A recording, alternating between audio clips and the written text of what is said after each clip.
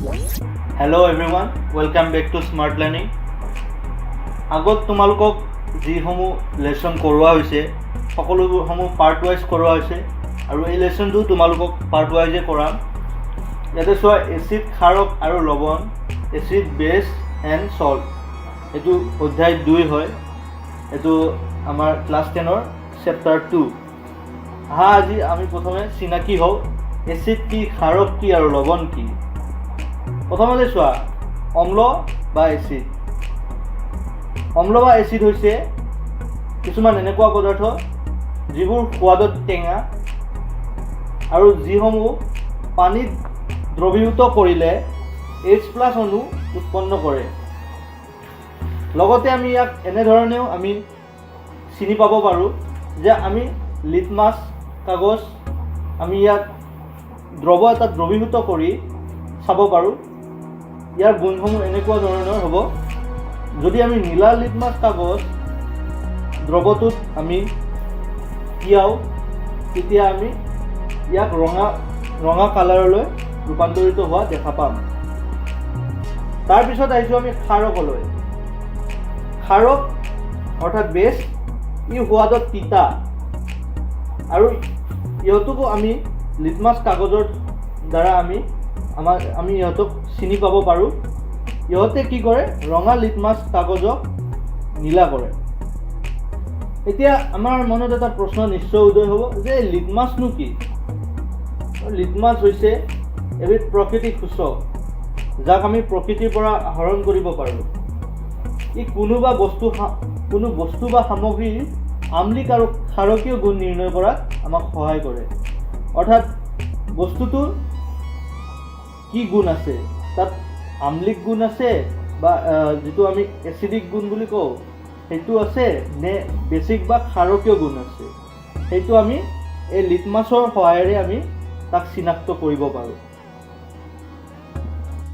ইয়াতে তোমালোকে দেখা পাইছা দুটা বিকাৰ আছে আৰু বিকাৰ দুটা নাম্বাৰ কৰা আছে, বিকাৰ 1 আৰু বিকাৰ 2।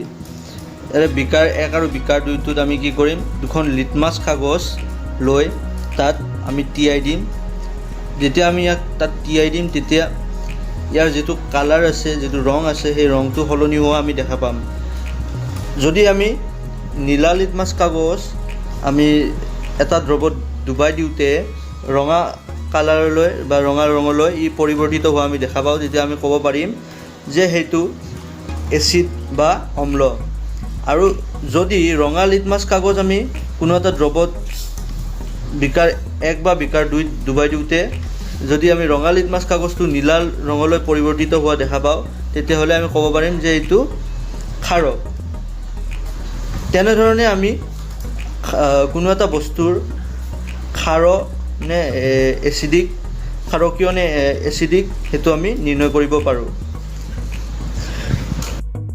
যেতিয়া আমি দ্ৰৱটোৰ পৰা লিটমাছ কাগজ দুখন আমি বাহিৰলৈ উলিয়াই আনিম, তেতিয়া আমি ইয়াৰ যিটো ৰং আছে সেই ৰংটো চাই আমি ইয়াক আমি চিনাক্ত কৰিব পাৰোঁ যে প্ৰকৃততে সেই দ্ৰৱটোত আছিল নেকি, ক্ষাৰক আছিল নে অম্ল আছিল বা সেই দ্ৰৱটোৰ গুণ কি। তো ইয়াতে তোমালোকে চোৱা, মই ইয়াতে ষ্টাৰ মাৰ্ক দি এটা পইণ্ট লিখিছোঁ। লিটমাছ হ'ল হেলফাইটা বৰ্গৰ অন্তৰ্ভুক্ত লিচেন নামৰ উদ্ভিদৰ পৰা নিষ্কাশন কৰা এবিধ বেঙুনীয়া ৰঞ্জক। এইটো ইয়াৰে বহুত ইম্পৰ্টেণ্ট পইণ্ট হয়। তো চোৱা, তোমালোকৰ আগতো প্ৰশ্নত আহিছে তোমালোকৰ পৰীক্ষাত যে লিটমাছৰ উৎস কি, তেতিয়া আমি এইটো ইয়াৰ উত্তৰ স্বৰূপে লিখিব লাগিব। গতিকে তোমালোকে নোট কৰি থৈ দিবা। এইটো এটা ইম্পৰ্টেণ্ট টপিক যে আমি লিটমাছ ক'ৰ পৰা আহৰণ কৰোঁ। নেক্সট আহিছোঁ আমি প্ৰাকৃতিক সূচক আৰু সাংশ্লেষিক বা কৃত্ৰিম সূচক। লিটমাছটো এটা প্ৰাকৃতিক সূচক যে এটা দ্ৰব্য বা যিকোনো এটা বস্তুৰ আম্লিক বা ক্ষাৰকীয় গুণ নিৰ্দেশ কৰে বা সূচনা কৰে। ঠিক ইয়াতে প্ৰাকৃতিক সূচক লিটমাছৰ বাহিৰেও আৰু বহুতো প্ৰাকৃতিক সূচক আছে। তাৰে মই দুটা ইয়াতে উদাহৰণ তোমালোকক দি দিছোঁ। প্ৰাকৃতিক সূচকৰ উদাহৰণত চোৱা হালধি, ৰঙা বন্ধাকবিৰ পাত। আৰু আনহাতে সাংশ্লেষিক বা কৃত্ৰিম সূচকৰ উদাহৰণ চোৱা মিথাইল অৰেঞ্জ বা ফিনলেপথেলিন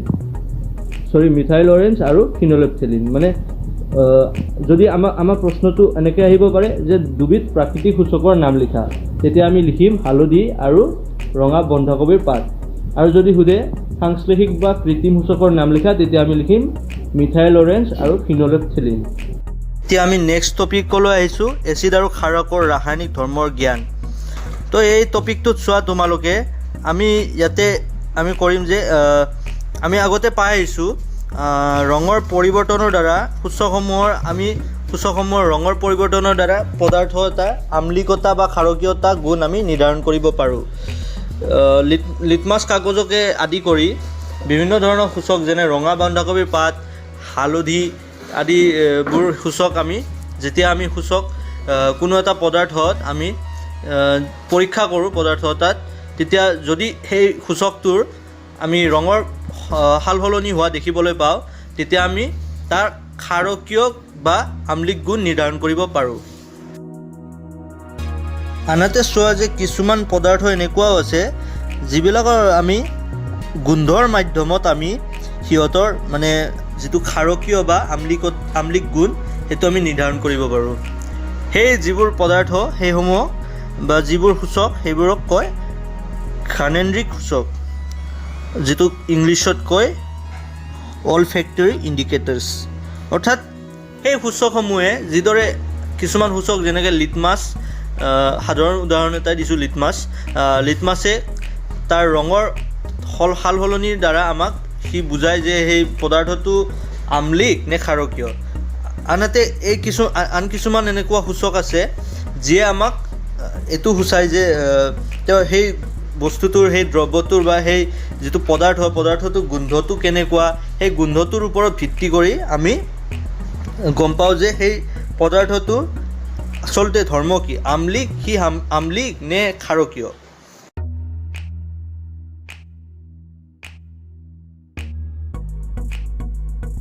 এতিয়া আহিছোঁ আমি ইয়াৰ পিছৰ টপিকটো, এচিড আৰু ক্ষাৰকে ধাতুৰে সৈতে কিদৰে বিক্ৰিয়া কৰে।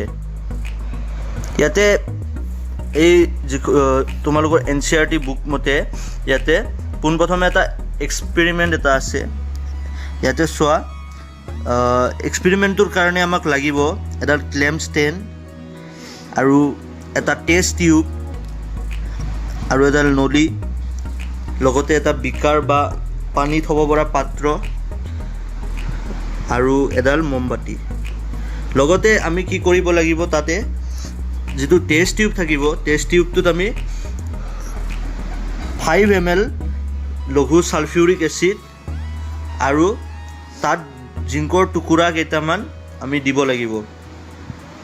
আৰু তেতিয়া তাক ভালদৰে সাঁফৰখন মাৰি তাৰ মাজেৰে এডাল নলী আমি বোৱাই নিম সেই যিটো পাত্ৰ থাকিব, বিকাৰ বা কোনো এটা পাত্ৰ, য'ত আমি চাবোনৰ দ্ৰব্য আমি তৈয়াৰ কৰিম। যেতিয়া আমি এই যিটো টেষ্ট টিউব আছে, টেষ্ট টিউবটোত আমি জিংকৰ টুকুৰা আৰু ছালফিউৰিক এচিডৰ মিশ্ৰণটো পাম, তেতিয়া তাত হাইড্ৰজেন গেছৰ বুৰবুৰণি আমি দেখিবলৈ পাম। হাইড্ৰজেন গেছ উৎপন্ন হ'ব আৰু তাৰপিছত সেই নলীয়েদি হাইড্ৰজেন গেছটো বোৱাই অনা হ'ব। যেতিয়া আমি চাবোনৰ দ্ৰব্যৰ মাজেৰে সেই নলীডাল আমি পাৰ কৰি দিম, তেতিয়া চাবোনৰ দ্ৰব্যৰ মাজেৰে কিছুমান আমি বুট শব্দ শুনিব পাম আৰু বুট কিছুমান বাবলছ অৰ্থাৎ বুৰবুৰণি দেখিবলৈ পাম। আৰু যেতিয়া আমি এডাল মমবাতি জ্বলাই ইয়াৰ সংস্পৰ্শলৈ আনিম, তেতিয়া সি ফটা আৰম্ভ কৰিব, অৰ্থাৎ সি কিছুমান ফট শব্দ কৰিব। আৰু তেতিয়া আমি গম পাম যে সেইটো হাইড্ৰজেন গেছ, আৰু সেই হাইড্ৰজেন গেছ জ্বলা বুলি আমি গম পাম। আৰু এনেদৰে আমি হাইড্ৰজেন গেছৰ উপস্থিতি ধৰা পেলাব পাৰিম। ইয়াতে কৰা এক্সপেৰিমেণ্টটোত আমি কনক্লুজন ল'ব পাৰোঁ বা আমি ইয়াৰ পৰা কি বুজিব পাৰোঁ। ইয়াৰ পৰা আমি ইয়াকে বুজিব পাৰোঁ যে আমি যেতিয়া এটা এচিড আৰু এটা ধাতুৰ মাজত বিক্ৰিয়া কৰোঁ, তেতিয়া সেই বিক্ৰিয়াটোত আমি ইয়াৰ যিটো ফলাফল হিচাপে আমি পাওঁ লৱণ আৰু লগতে হাইড্ৰজেন গেছো উৎপন্ন হয়। ইয়াতে তোমালোকে দেখা পাবা এচিড যোগ ধাতু ইয়াৰ যিটো ৰিজাল্ট হ'ব এইটো লৱণ যোগ হাইড্ৰজেন গেছ। অৰ্থাৎ ইয়াতে যিটো পৰীক্ষাটোত যিটো জিংক হ'ব, জিংকটো হ'ব ইয়াতে ধাতু, আৰু যিটো লঘু ছালফিউৰিক এচিড সেইটো হৈছে এচিড।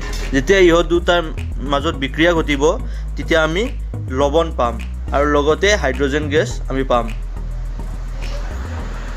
চ' নেক্সট টপিক চোৱা, ধাতৱ কাৰ্বনেট আৰু ধাতৱ হাইড্ৰজেন কাৰ্বনেটে এচিডৰ সৈতে কিদৰে বিক্ৰিয়া কৰে। এতিয়া এই যিটো আমাৰ ধাতৱ কাৰ্বনেট আৰু ধাতৱ হাইড্ৰজেনে এচিডৰ সৈতে কিদৰে বিক্ৰিয়া কৰে, এই গোটেই প্ৰণালীটো আমি জানিবলৈ এটা আমি পৰীক্ষাৰ সহায় ল'ম। ইয়াতে চোৱা, শ্লাইডত তোমালোকে এটা ডায়েগ্ৰাম দেখা পাইছা, এটা চিত্ৰ দেখা পাইছা। এই চিত্ৰটোত চোৱা, এই পৰীক্ষাটোৰ কাৰণে আমাক কি লাগিব, দুটা পৰীক্ষা নল অৰ্থাৎ টেষ্ট টিউব। সেই পৰীক্ষা নল দুটা লাগিব আৰু আমি এই পৰীক্ষা নল দুটা A আৰু B হিচাপে চিহ্নিত কৰিম। আৰু Aত আমি 0.5 গ্ৰাম মান ছ'ডিয়াম কাৰ্বনেট আৰু Bত আমি 0.5 গ্ৰাম মান ছ'ডিয়াম হাইড্ৰজেন কাৰ্বনেট ল'ম। দুটা পৰীক্ষা নলত 2 ml মানকৈ লঘু HCl আমি যোগ কৰি ল'ম আৰু তাক ভালদৰে মিক্স কৰিম। তাৰপিছত ইয়াৰ পিছত আমি তাত কিছুমান গেছ উৎপন্ন হোৱা দেখা পাম। আৰু আমি যিটো চিত্ৰত দেখাই পাবা তোমালোকে, ইয়াতে এডাল নলীৰ মাজেৰে সেই গেছটো বোৱাই অনা হৈছে অন্য এটি টেষ্ট টিউবত অৰ্থাৎ পৰীক্ষা নলত, য'ত থাকিব কি চূণ পানী অৰ্থাৎ কেলছিয়াম হাইড্ৰক্সাইড দ্ৰৱ, তাৰ মাজেৰে আমি ইয়াক পাৰ হ'বলৈ দিম। তাৰপিছত আমি কি দেখা পাম, ইয়াতে তোমালোকে কেইটামান মই ইকুৱেশ্যন দিম, সেই ইকুৱেশ্যন কেইটাৰ মাজেৰে মই তোমালোকক বুজাই দি আছোঁ। যিটো পৰীক্ষা নল A থাকিব, তেতিয়া বিক্ৰিয়া যেতিয়া হ'ব তেতিয়া এনেকুৱা ধৰণৰ হ'ব, ছ'ডিয়াম কাৰ্বনেট তাত আমি HCl যোগ দিলে ছ'ডিয়াম ক্লৰাইড লগত পানী আৰু কাৰ্বন ডাই অক্সাইড গেছ পাম। আনহাতে পৰীক্ষা নল Bত ছ'ডিয়াম হাইড্ৰজেন কাৰ্বনেটৰ লগত আমি যেতিয়া HCl যোগ দিম তেতিয়া আমি ছ'ডিয়াম ক্লৰাইড, পানী আৰু কাৰ্বন ডাই অক্সাইড গেছ পাম।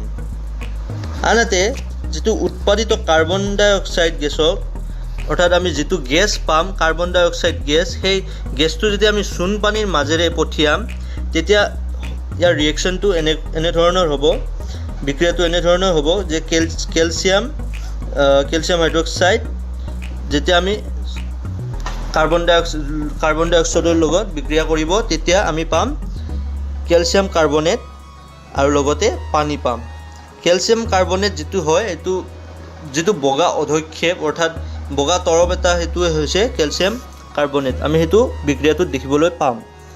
আনহাতে যিটো অতিৰিক্ত কাৰ্বন ডাই অক্সাইড ৰৈ যাব, সেইটো যেতিয়া আমি পঠিয়াম তেতিয়া বিক্ৰিয়াটো এনেধৰণৰ হ'ব, কেলছিয়াম কাৰ্বনেট লগত যেতিয়া আমি পানী দিম আৰু কাৰ্বন ডাই অক্সাইড গেছ দি বিক্ৰিয়া ঘটাম তেতিয়া আমি পাম CaHCO3 2, যিটো পানীত দ্ৰৱ অৰ্থাৎ দ্ৰৱণীয়, অৰ্থাৎ এই যিটো এই CaHCO3 2 এইটো পানীত দ্ৰৱণীয় অৰ্থাৎ পানীত মিক্স হৈ যাব।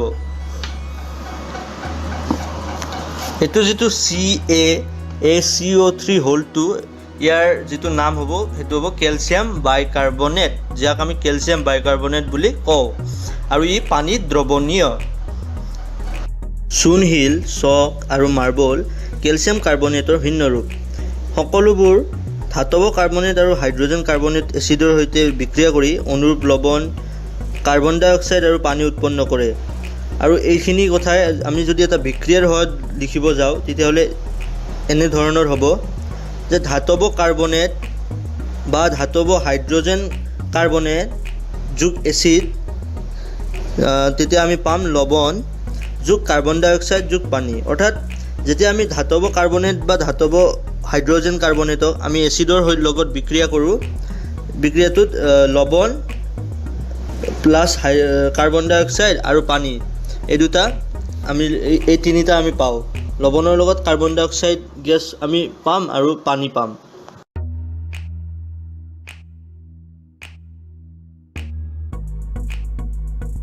এতিয়া আহিছোঁ নেক্সট টপিকলৈ, এচিড আৰু ক্ষাৰকে পৰস্পৰৰ সৈতে কিদৰে বিক্ৰিয়া কৰে। যেতিয়া এচিড আৰু ক্ষাৰকে পৰস্পৰৰ সৈতে বিক্ৰিয়া কৰে তেতিয়া ইহঁতে এটাই আনটোৰ প্ৰভাৱ নাইকিয়া কৰে। এতিয়া ওপৰৰ যিখিনি কথা এইখিনি আমি এটা পৰীক্ষাৰ সহায়ত আমি ইয়াক বিতংকৈ আলোচনা কৰিম। পোনপ্ৰথমে আমি এই পৰীক্ষাটোত এটা পৰীক্ষাণৰ ল'ম, য'ত আমি 2 ml মান লঘু ছ'ডিয়াম হাইড্ৰক্সাইড দ্ৰৱ ল'ম, যিটো এটা ক্ষাৰক, আৰু তাত আমি টোপকৈ ফিনলেপথেলিন দ্ৰৱ যোগ কৰিম, যিটো এটা ক'ব গ'লে সূচকৰ দৰে। তাৰপিছত আমি ইয়াক চাম অকণমান লৰচৰ কৰি যে ইয়াৰ কিবা ৰঙৰ পৰিৱৰ্তন হয় নেকি। ই বেঙুনীয়া ৰঙৰ দেখা পোৱা যাব। তাৰপিছত আমি দ্ৰৱটোত টোপকৈ লঘু হাইড্ৰক্লৰিক দ্ৰৱ যোগ কৰিম, যিটো এটা এচিড। তাৰপিছত আমি পুনৰাই লক্ষ্য কৰিম যে তাতে যিটো মিশ্ৰণ হ'ব সেই মিশ্ৰণটোৰ কিবা ৰঙৰ পৰিৱৰ্তন ঘটিছে নেকি। তাৰপিছত আমি গম পাম যে সেই মিশ্ৰণটোৰ ৰঙৰ পৰিৱৰ্তন ঘটা আমি দেখিবলৈ পাম। তাৰপিছত পুনৰাই আমি কি কৰিম, তাতে ছ'ডিয়াম হাইড্ৰক্সাইড দ্ৰৱ যোগ কৰিম, তেতিয়া আমি পুনৰ ফিনলেপথেলিনৰ যিটো বেঙুনীয়া ৰং সেইটো ঘূৰাই পাম। অৰ্থাৎ ইয়াৰ পৰা আমি এইটোৱে ক'ব পাৰোঁ যে এচিডে ক্ষাৰক আৰু ক্ষাৰকে এচিডৰ প্ৰভাৱ বিক্ৰিয়াটো নোহোৱা কৰিছে। সংঘটিত বিক্ৰিয়াটো আমি এনেধৰণে লিখিব পাৰোঁ, sodium hydroxide plus hydrochloric acid, ৰিজাল্টত পাম ছ'ডিয়াম ক্লৰাইড প্লাছ H2O অৰ্থাৎ ৱাটাৰ। এচিড আৰু ক্ষাৰকৰ বিক্ৰিয়াত লৱণ আৰু পানী উৎপন্ন হয়। এই বিক্ৰিয়াক প্ৰশমন বিক্ৰিয়া বোলে। আৰু প্ৰশমন বিক্ৰিয়া এটা সাধাৰণতে এনেধৰণে লিখিব পাৰি যে ক্ষাৰক যোগ এচিড, তাৰ ৰিজাল্টত আমি ৰিয়েকশ্যনটো যেতিয়া ঘটিব তেতিয়া আমি পাম লৱণ যোগ পানী। অৰ্থাৎ যেতিয়া আমি এচিড আৰু ক্ষাৰকক এটা বিক্ৰিয়াত আমি সিহঁত দুটাকে অন্তৰ্ভুক্ত কৰিম, তেতিয়া সিহঁতৰ পৰা আমি যিটো আউটপুট পাম বা যিটো আমি ৰিজাল্ট পাম সেইটো হ'ব লৱণ আৰু পানী। আৰু এই যিটো বিক্ৰিয়া, এই বিক্ৰিয়াটোৰ নাম হৈছে প্ৰশমন বিক্ৰিয়া। এইটো এটা ইম্পৰ্টেণ্ট বিক্ৰিয়া হয়, এইটো সাধাৰণতে প্ৰশ্ন ইয়াৰ পৰা আহে। চ' এইটো তোমালোকে ভালদৰে চাবা। এতিয়া আহিছোঁ নেক্সট টপিক, এচিডৰে সৈতে ধাতৱীয় অক্সাইডৰ বিক্ৰিয়া। যেতিয়া এচিডে ধাতৱীয় অক্সাইডৰ লগত বিক্ৰিয়া কৰে তেতিয়া লৱণ আৰু পানী উৎপন্ন হোৱা আমি দেখিবলৈ পাওঁ। ইয়াতে চোৱা এটা পৰীক্ষা, যদি আমি এটা বিকাৰত অলপমান কপাৰ অক্সাইড লওঁ আৰু বিকাৰটো লৰাই থাকোঁ, তাত লাহে লাহে লঘু হাইড্ৰক্লৰিক এচিড যোগ কৰোঁ, তেতিয়া দ্ৰৱটোৰ ৰংটো অলপমান সলনি হোৱা আমি দেখা পাওঁ। সেই দ্ৰৱটোৰ বৰণ নীলা সেউজীয়া হৈ পৰে আৰু কপাৰ অক্সাইড যিখিনি থাকে সেইখিনি দ্ৰৱীভূত হয়। দ্ৰৱটোৰ নীলা সেউজীয়া ৰং বিক্ৰিয়াত কপাৰ ক্লৰাইড গঠন হোৱাৰ বাবে হয়। আৰু এটা ধাতৱ অক্সাইড আৰু এটা এচিডৰ মাজত যিটো আমি বিক্ৰিয়া ঘটে সেইটো আমি তলত যিটো মই শ্লাইডত দি দিছোঁ সেনেধৰণে আমি লিখিব পাৰোঁ, ধাতৱ অক্সাইড যোগ এচিড, আৰু ইয়াৰ আউটপুটটো হ'ব লৱণ যোগ পানী। এটা চোৱা, এইখিনিতে ইম্পৰ্টেণ্ট টপিক মই হেজ লগাই দিছোঁ, দেখিছা তোমালোকে। হেজ এইকাৰণে লগাইছোঁ যে এইটো এটা ইম্পৰ্টেণ্ট কুৱেশ্যন হ'ব পাৰে ইয়াৰ পৰা। চোৱা তাতে যে যিবিলাক ধাতৱ অক্সাইড আছে সেইবোৰক ক্ষাৰকীয় অক্সাইড বুলি কিয় কোৱা হয়।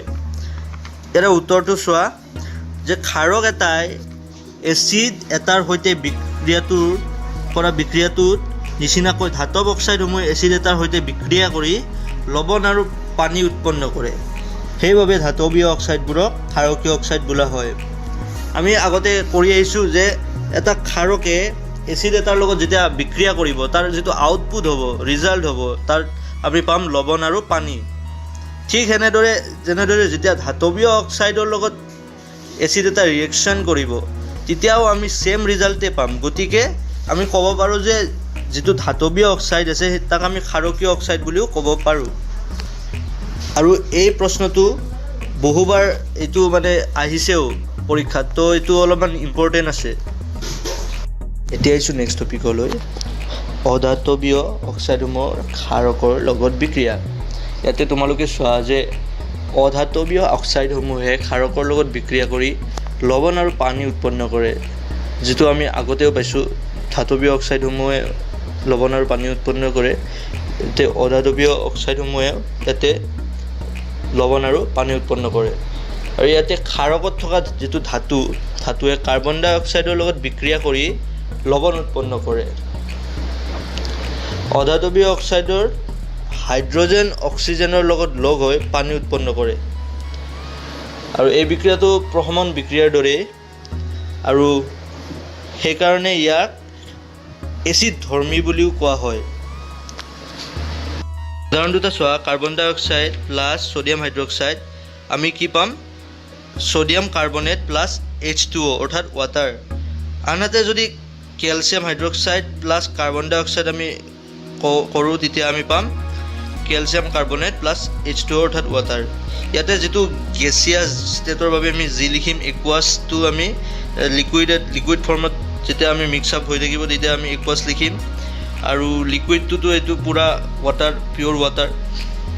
আৰু এইখিনি আৰু বেলেঞ্চিংখিনি এইখিনি তোমালোকক আগতেতো কোৱাই হৈছে। গতিকে যদি কোনোবাই আগৰ ভিডিঅ'কেইটা চোৱা নাই তেতিয়াহ'লে প্লে'লিষ্টত গৈ চাব পাৰা।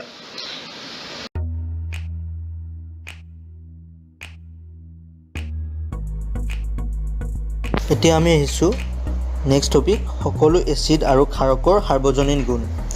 এতিয়া চোৱা, তোমালোকে এচিড আৰু ক্ষাৰকৰ সাৰ্বজনীন গুণ বুলি ক'বলৈ গ'লে চোৱা, ইয়াতে দুটাৰে কি কমন আছে, অৰ্থাৎ দুটাৰে কি সাদৃশ্য আছে।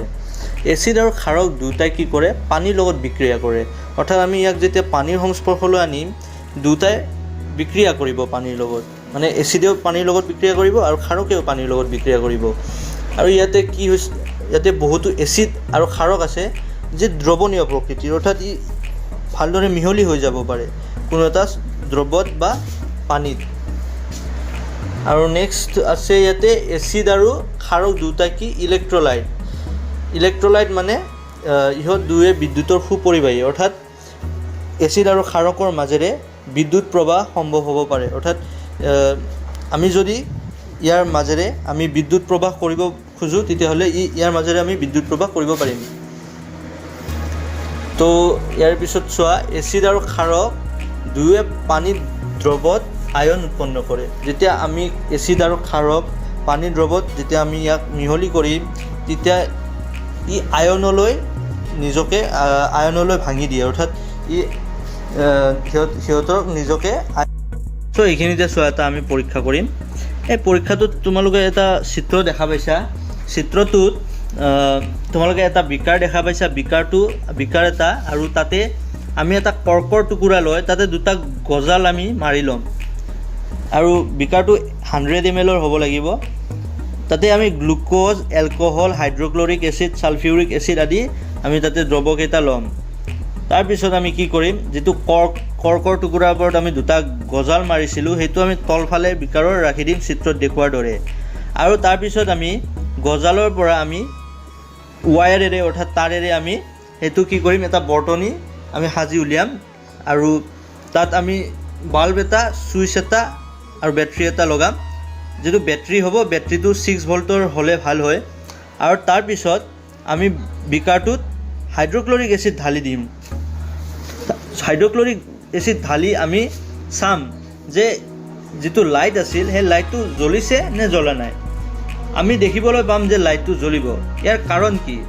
ইয়াৰ কাৰণ এইটোৱে যে আমি অলপ আগতে ইয়াতে ডিছকাছ কৰিছিলোঁ যে যেতিয়া আমি এচিড বা ক্ষাৰকৰ মাজেৰে আমি বিদ্যুৎ প্ৰবাহ কৰোঁ, তেতিয়া ই বিদ্যুৎ প্ৰবাহ হ'বলৈ দিয়ে, অৰ্থাৎ ই বিদ্যুতৰ সুপৰিবাহী। গতিকে আমি গম পাম যে লাইটটো জ্বলিব, সেইকাৰণে লাইটটো জ্বলে। আৰু ইয়াতে এটা চোৱা, গ্লুক'জ আমি কি কৰিব পাৰোঁ, ইয়াতে লঘু ছালফিউৰিক এচিড, গ্লুক'জ, এলকহল এইসমূহ লৈও আমি এই পৰীক্ষাটো কৰি চাব পাৰোঁ। এতিয়া আহিছোঁ আমি নেক্সট টপিকলৈ, জলীয় দ্ৰৱত এচিড আৰু ক্ষাৰকৰ কি পৰিৱৰ্তন হয়। এতিয়া আমি চাওঁ, যেতিয়া আমি এচিড আৰু ক্ষাৰক পানীত দ্ৰৱীভূত কৰোঁ, তেতিয়া এচিডে হাইড্ৰজেন অৰ্থাৎ H+ আয়ন মুক্ত কৰে, যিটো আমি পাইছোঁ আগতে।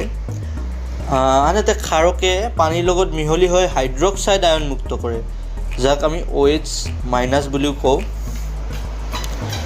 আৰু ইয়াতে যদি এটা দ্ৰৱত হাইড্ৰজেন প্লাছ অৰ্থাৎ হাইড্ৰজেন আয়নৰ গাঢ়তা বেছি হয়, অৰ্থাৎ তাৰ যিটো কনচেনট্ৰেশ্যন সেইটো বেছি হয়, তেতিয়া সেই দ্ৰৱটোক আমি আম্লিক দ্ৰৱ বা এচিডিক দ্ৰৱ হোৱা বুলি ক'ম। মানে তাৰ যিটো গুণ হ'ব সেইটো আমি আম্লিক বা এচিডিক হোৱা বুলি ক'ম। আনহাতে যদি এটা দ্ৰৱত OH মাইনাছ আয়নৰ গাঢ়তা বেছি হয়, অৰ্থাৎ হাইড্ৰক্সাইড আয়নৰ যিটো গাঢ়তা সেইটো যদি বেছি হয়, তেতিয়া আমি সেই দ্ৰৱটোক কি বুলি ক'ম? ক্ষাৰকীয় প্ৰকৃতিৰ বা সি ক্ষাৰকীয় প্ৰকৃতিৰ, অৰ্থাৎ তাৰ যিহেতু সেই দ্ৰৱটোত তাৰ গাঢ়তাটো বেছি, গতিকে সেয়াক আমি ক'ম ক্ষাৰকীয় প্ৰকৃতিৰ। ইয়াতে চোৱা কাৰ্যকলাপ 2.9 তোমালোকৰ পাঠ্যপুথিত অন্তৰ্ভুক্ত এই কাৰ্যকলাপটি, আৰু মই এতিয়ালৈকে যিমানখিনিয়ে তোমালোকক কাৰ্যকলাপ কৰাই আছোঁ, যিসমূহ পৰীক্ষা কৰাইছোঁ, কাৰ্যকলাপৰ অন্তৰ্ভুক্তই যিসমূহ তোমালোকৰ পাঠ্যপুথিত অন্তৰ্ভুক্ত। এতিয়া চাওঁ আহা আমি এই পৰীক্ষাটোত কি আমি পাম ফলাফল। আচলতে এই পৰীক্ষাসমূহ তোমালোকৰ শিক্ষকসকলে পৰীক্ষাগাৰত কৰাবই। তথাপি মানে এতিয়া আমি থুলমূলকৈ জানি লওঁ যে আমি এই পৰীক্ষাৰ পৰা কিদৰে লাভান্বিত হ'ব পাৰোঁ বা আমি কি গম পাম এই পৰীক্ষাৰ ফলাফল কি। এতিয়া চোৱা, ইয়াতে আমাক দিছে এটা পৰিষ্কাৰ আৰু শুকান পৰীক্ষা নল ল'ব, য'ত আমি 1 গ্ৰাম মান ছ'ডিয়াম ক্লৰাইড আমি ল'ম, আৰু তাৰপিছত আমি গাঢ় ছালফিউৰিক এচিড যোগ দিম। আৰু যেতিয়া আমি ইয়াক লক্ষ্য কৰিম, তেতিয়া আমি কিছুমান ধোঁৱা আমি ইয়াৰ মাজেৰে পাৰ হোৱা দেখা পাম, কিছুমান ধোঁৱা ওলোৱা দেখা পাম। সেই যিটো ধোঁৱা থাকিব সেইটো আমি লিটমাছ কাগজেৰে পৰীক্ষা কৰিম, আৰু লিটমাছ কাগজৰ আমি ৰঙৰ পৰিৱৰ্তন ঘটিছেনে নাই চাম। ইয়াতে চোৱা, শুকান হাইড্ৰক্লৰিক গেছ আৰু হাইড্ৰক্লৰিক দ্ৰৱৰ আম্লিক ধৰ্মৰ ওপৰত তোমালোকে কি সিদ্ধান্ত দিবা, এইবুলি ইয়াতে প্ৰশ্ন কৰিছে। এতিয়া চোৱা, এই পৰীক্ষাটোৰ মাজেৰে আমি কি বুজি পাম? আমি এই পৰীক্ষাটোৰ মাজেৰে বুজি পাওঁ যে পানীৰ উপস্থিতিতহে হাইড্ৰক্লৰিক এচিডে হাইড্ৰজেন আয়ন উৎপন্ন কৰে, অৰ্থাৎ পানীৰ অনুপস্থিতিত হাইড্ৰক্লৰিক অণুৰ পৰা হাইড্ৰজেন আয়ন পৃথকীকৰণ ঘটিব নোৱাৰে। গতিকে আমি ওপৰৰ পৰীক্ষাটোৰ পৰা ইয়াকে বুজিলোঁ যে পানীৰ উপস্থিতিতহে HCl হাইড্ৰজেন আয়ন উৎপন্ন কৰে, পানীৰ অনুপস্থিতিত HCl অণুৰ পৰা হাইড্ৰজেন আয়নৰ পৃথকীকৰণ ঘটিব নোৱাৰে। ইয়াতে চোৱা, এটা ৰাসায়নিক বিক্ৰিয়াৰ সহায়ত ইয়াক বুজাবলৈ চেষ্টা কৰা হৈছে। HCl প্লাছ H2O, ইয়াৰ আমি ৰিজাল্ট স্বৰূপে পাম H3O প্লাছ Cl মাইনাছ, অৰ্থাৎ যেতিয়া পানীত আমি HCl যোগ কৰিম, তেতিয়া আমি H3O প্লাছ আৰু Cl মাইনাছলৈ ইয়াক ভাঙি যোৱা দেখা পাম। আৰু এটা ইয়াতে দিছে চোৱা, H প্লাছ H2O, আৰু অৰ্থাৎ আমি হাইড্ৰজেন অণুক যেতিয়া আমি হাইড্ৰজেন আয়নক ৱাটাৰত যেতিয়া আমি এড কৰিম, অৰ্থাৎ পানীত আমি যেতিয়া দিম, তেতিয়া আমি H3O প্লাছ আমি পাম। এতিয়া আমি চাম যে ক্ষাৰকৰ লগত যেতিয়া আমি এইটো যিটো বিক্ৰিয়া, এই বিক্ৰিয়াটো যদি আমি ক্ষাৰকৰ লগত কৰোঁ, আমি ক্ষাৰকত যদি পানী মিক্স কৰোঁ, তেতিয়া আমি কি পাম? ইয়াতে চোৱা যে ছ'ডিয়াম হাইড্ৰক্সাইডৰ লগত যেতিয়া আমি পানী মিক্স কৰোঁ, তেতিয়া আমি কি পাম? ছ'ডিয়াম আৰু হাইড্ৰক্সাইড আয়ন। ই ভাঙি যাব ছ'ডিয়াম আৰু হাইড্ৰক্সাইড আয়নলৈ। যেতিয়া আমি পটেছিয়াম হাইড্ৰক্সাইডৰ লগত পানী মিক্স কৰোঁ, তেতিয়া আমি দেখিবলৈ পাম যে ই পটেছিয়াম আৰু হাইড্ৰক্সাইড আয়নলৈ ভাঙি যাব।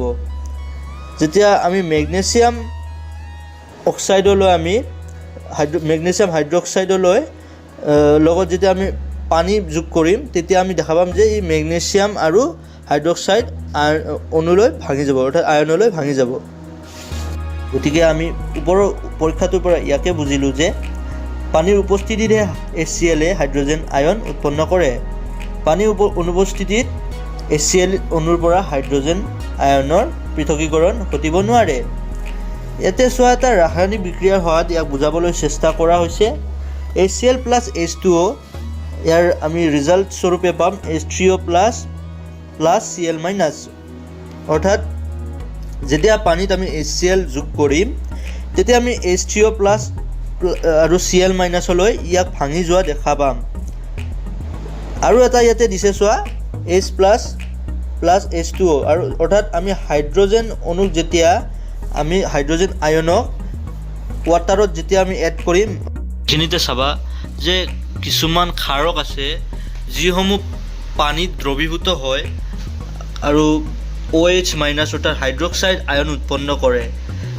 সাধাৰণতে ক্ষাৰকসমূহ পানীত দ্ৰৱীভূত নহয়, কিন্তু যিসমূহ ক্ষাৰক পানীত দ্ৰৱীভূত হয় সেইসমূহক কি বুলি কোৱা হয়? ক্ষাৰ বা এলকালি বুলি কোৱা হয়। এইবোৰ কি হয়? এইবোৰ চাবোনৰ দৰে পিছল আৰু তিতা আৰু ক্ষয়কাৰী, গতিকে সিহঁতক হাতেৰে চুই বা যদি সোৱাদ লোৱা যায় তেতিয়াহ'লে ইহঁতে আমাৰ অনিষ্ট কৰিব পাৰে।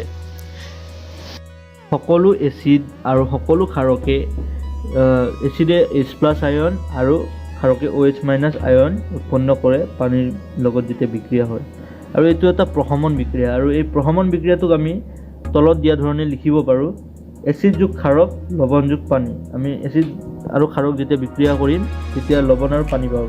সেইটো আমি তলত যিটো ৰাসায়নিক সমীকৰণ দিয়া হৈছে সেইটো মতেও লিখিব পাৰোঁ। ইয়াতে এটা চোৱা যে পানীত এচিড বা ক্ষাৰক যেতিয়া আমি দ্ৰৱীভূত কৰোঁ, এই প্ৰক্ৰিয়াটোত বহুত তাপ উৎপন্ন হয়। তাপ উৎপন্ন হোৱাৰ বাবে ইয়াক কি কয়? তাপৱৰ্জী প্ৰক্ৰিয়া। গাঢ় নাইট্ৰিক এচিড বা ছালফিউৰিক এচিড পানীৰে সৈতে মিহলাওঁতে সাৱধান হ'ব লাগে, আৰু এচিড সদায় পানীত লাহে লাহে যোগ কৰিব লাগে। এইটো কৰোঁতে দ্ৰব্যটো একেলেঠাৰিয়ে লৰাই থাকিব লাগে। যদি পানী গাঢ় এচিডত যোগ কৰা হয় তেতিয়া উৎপন্ন হোৱা তাপৰ বাবে মিশ্ৰটো বাহিৰলৈ ছিটিকি পৰিব পাৰে আৰু জুই লাগিব পাৰে। অত্যাধিক স্থানীয় তাপোৎপাদনৰ বাবে কাঁচৰ পাত্ৰটো ভাগিবও পাৰে। এচিড বা ক্ষাৰক পানীৰে সৈতে মিহলালে প্ৰতি একক আয়তনত আয়নৰ গাঢ়তা হ্ৰাস পায়। এনে প্ৰক্ৰিয়াক লঘুকৰণ বোলা হয়, আৰু এচিড বা ক্ষাৰকটো লঘু হোৱা বোলা হয়। অৰ্থাৎ আমি যেতিয়া এটা গাঢ় এচিডত পানী মিহলাম তেতিয়া ইয়াৰ যিটো গাঢ়তাটো হ্ৰাস পাই যায়, অৰ্থাৎ কমি যায়, তেতিয়া আমি তাক কি কওঁ? লঘুকৰণ হোৱা বুলি কওঁ। অৰ্থাৎ আমি তাৰ যিটো প্ৰভাৱ সেইটো কম হৈ যায়।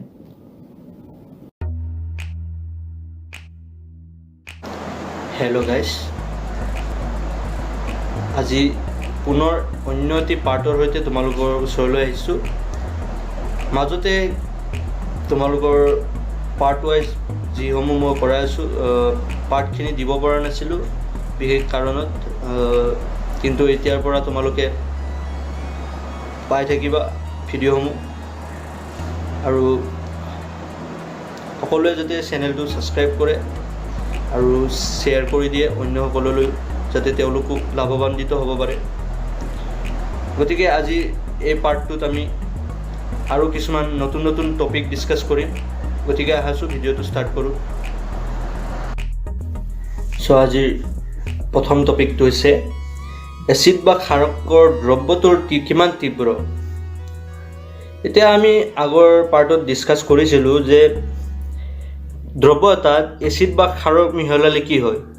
এচিড মিহলালে এই হাইড্ৰজেন আয়নলৈ ভাঙি যায়। অৰ্থাৎ যেতিয়া আমি এচিডটো আমি এটা দ্ৰৱত মিক্স কৰিম তেতিয়া এই হাইড্ৰজেন আয়ন মুক্ত কৰিব, অন্যহাতে ক্ষাৰকে হাইড্ৰনিয়াম আয়ন মুক্ত কৰে। কিন্তু এতিয়া আমি জানিব কি লাগিব? এচিড বা ক্ষাৰকৰ দ্ৰৱটো কিমান তীব্ৰ। তাৰ কাৰণে আমি কি কৰিব লাগিব? সেই যিটো হাইড্ৰনিয়াম আয়ন আৰু হাইড্ৰজেন আয়ন, তাৰ গাঢ়তাটোৰ বিষয়ে আমি জানিব লাগিব। ই কিমান গাঢ়, ই বেছি গাঢ় নে কম গাঢ়, সেই গাঢ়তাটোৰ ওপৰত ভিত্তি কৰি আমি দ্ৰৱটোৰ তীব্ৰতা নিৰূপণ কৰিব পাৰিম। এতিয়া চোৱা যে যিটো এচিড বা ক্ষাৰকৰ দ্ৰৱৰ তীব্ৰতাটো জুখিবলৈ আমি গম পালোঁ যে আমি ইয়াৰ কাৰণে আমাক H+ আয়ন আৰু OH- আয়নৰ গাঢ়তা জনাটো প্ৰয়োজন হ'ব। কিন্তু এইটো জানিবলৈ আমি এবিধ সঁজুলিৰ সহায় ল'ব লাগিব। হয়, সেইটো আমি pH স্কেলৰ সহায় ল'ব লাগিব। তোমালোকে চিত্ৰত দেখা পাবা। এতিয়া জানো প্ৰথমে pH স্কেল কি। pH স্কেল হৈছে এবিধ স্কেল যি স্কেলৰ সহায়ত আমি হাইড্ৰজেন আয়ন আৰু হাইড্ৰনিয়াম আয়নৰ গাঢ়তা জুখিব পাৰোঁ। এতিয়া তোমালোকে নেক্সট স্লাইডত চাবা, তোমালোকে এটা চিত্ৰ দিয়া হৈছে pH স্কেলৰ। এই pH স্কেলত তোমালোকে দেখা পাবা 0 to 14 ৰেঞ্জ আছে ইয়াতে, আৰু 0 to 7 আৰু 7 to 14 ইয়াক দুটা ভাগত ভগোৱা হৈছে। ইয়াৰ 0 to 7ত লিখা আছে আম্লিক ধৰ্ম বৃদ্ধি আৰু H+ আয়নৰ গাঢ়তা বৃদ্ধি। অন্যহাতে 7 to 14ত আছে ক্ষাৰকীয় ধৰ্ম বৃদ্ধি আৰু H+ আয়নৰ গাঢ়তা কম। এতিয়া ইয়াৰ মিনিংটো কি, অৰ্থাৎ ইয়াৰ কি বুজাইছে? যেতিয়া আমি দ্ৰৱটোত আমি লিটমাছ কাগজেৰে এটা দ্ৰৱত আমি পৰীক্ষা কৰিম আৰু তাৰ যিটো কালাৰ হ'ব, যিটো ৰং হ'ব, সেইটো আমি যেতিয়া এই pH স্কেলত আমি জুখিম আমি, তেতিয়া আমি গম পাম। যদি 0 7তকৈ কম থাকে তেতিয়া আমি গম পাম যে সেই দ্ৰৱটো হাইড্ৰজেন আয়নৰ গাঢ়তা বৃদ্ধি পাব আৰু গতিকে সি আম্লিক ধৰ্মৰ হ'ব। আৰু অন্যহাতে যদি 7তকৈ বেছি হয় তেতিয়া আমি গম পাম যে ইয়াৰ H+ আয়নৰ গাঢ়তা কম, অৰ্থাৎ তাতে হাইড্ৰনিয়াম আয়নৰ OH- আয়নৰ গাঢ়তা বৃদ্ধি পাব, আৰু যেতিয়া আমি গম পাম যে ই ক্ষাৰকীয় ধৰ্মৰ হ'ব। অন্যহাতে যেতিয়া আমি 7 পাম, একুৰেট 7 পাম, তেতিয়া আমি ক'ব পাৰিম ইয়াক, গম পাম যে এইটো প্ৰসম, অৰ্থাৎ ই এচিডিকো নহয় ক্ষাৰকীয় নহয়। গতিকে এইখিনিয়ে ইয়াৰ থুলমূল কথা। এতিয়া ইয়াতে মন কৰিবলগীয়া কথা যে এচিড আৰু ক্ষাৰকৰ তীব্ৰতা ক্ৰমে H+ আৰু OH- আয়নৰ সংখ্যাৰ ওপৰত নিৰ্ভৰ কৰে।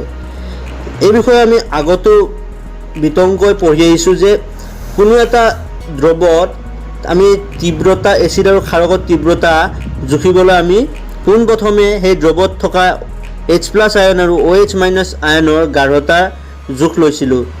এইটো আমি কৰিছিলোঁ pH স্কেলৰ সহায়ত, আৰু তাৰ ফলত আমি গম পাইছিলোঁ যে যিটো দ্ৰৱত H+ আয়নৰ গাঢ়তা বেছি বা সংখ্যা বেছি, সেই দ্ৰৱটো আম্লিক ধৰ্মৰ আছিল, আৰু যিটো দ্ৰৱত OH- অৰ্থাৎ হাইড্ৰনিয়াম আয়নৰ সংখ্যা বা গাঢ়তা বেছি আছিল, সেই দ্ৰৱটো ক্ষাৰকীয় ধৰ্মৰ আছিল। এতিয়া ইয়াৰ উপৰিও আমি তীব্ৰ এচিড আৰু মৃদু এচিড দুটা টপিক ইয়াতে, সৰু সৰু টপিক। তীব্ৰ এচিড কি? যেতিয়া বেছি হাইড্ৰজেন আয়ন উৎপন্ন কৰে সেই এচিডবোৰক তীব্ৰ এচিড বোলা হয়। যিবোৰ এচিডে বেছি হাইড্ৰজেন আয়ন উৎপন্ন কৰে সেইসমূহ এচিডকে আমি তীব্ৰ এচিড বুলি কওঁ। নেক্সট আছে মৃদু এচিড, যিবিলাকে কমকৈ হাইড্ৰজেন আয়ন উৎপন্ন কৰে, তেনে এচিডবোৰক মৃদু এচিড বোলা হয়। এতিয়া আহিছোঁ নেক্সট টপিক, দৈনন্দিন জীৱনত pHৰ গুৰুত্ব। আমাৰ দৈনন্দিন জীৱনত pHৰ গুৰুত্ব বহুত আছে। এই টপিকটো পঢ়ি যাওঁতে গম পোৱা যাব যে কি ধৰণে pHয়ে আমাৰ দৈনন্দিন জীৱনত প্ৰভাৱ পেলায়।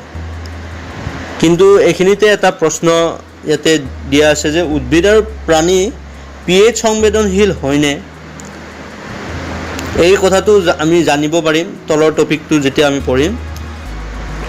তলৰ টপিকটো চোৱা, এচিড বৰষুণ। বৰষুণৰ পানীত pHৰ মান 5.6তকৈ কম হ'লে তাক এচিড বৰষুণ বুলি কোৱা হয়।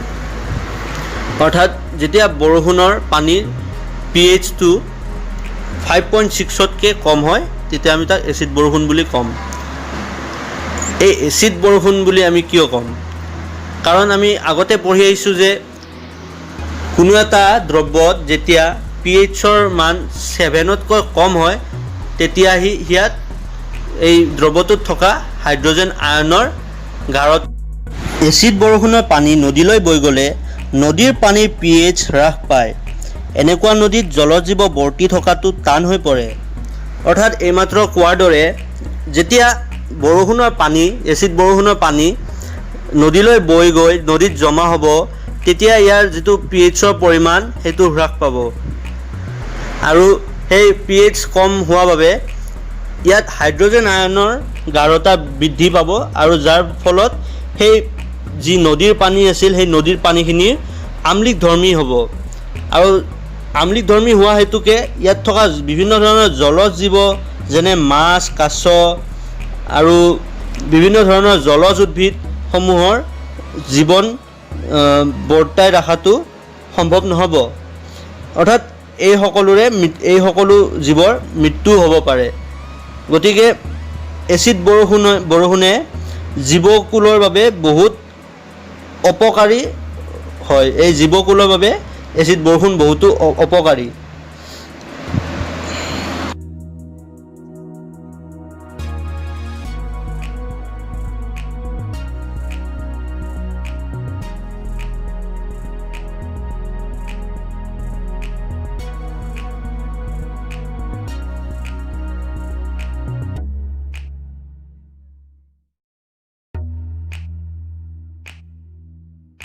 এতিয়া আহিছোঁ অন্য এটি টপিক, আমাৰ পাচন তন্ত্ৰৰ pH কি আমি আগত পঢ়ি আহিছোঁ। আগৰ পাৰ্টত মই তোমালোকক pHৰ বিষয়ে কৈছিলোঁ। এতিয়া আমাৰ পাচন তন্ত্ৰত pHৰ কি কাম বা আমাৰ পাচন তন্ত্ৰত pHৰ ভূমিকাৰ বিষয়ে আমি আজি জানিম। যেতিয়া আমি খাদ্যবস্তু আহাৰ হিচাপে গ্ৰহণ কৰোঁ তেতিয়া ই বিভিন্ন প্ৰক্ৰিয়াত দ্বাৰা ই সৰলীকৃত কৰা হয় ইয়াক, আৰু তাৰপিছত পোনে পোনে ই পাকস্থলীত যাই পৰে। আৰু পাকস্থলীত হাইড্ৰক্লৰিক এচিড উৎপন্ন কৰে, আৰু এই উৎপাদিত হাইড্ৰক্লৰিক এচিডে এই খাদ্য অংশখিনি হজম হোৱাত সহায় কৰে।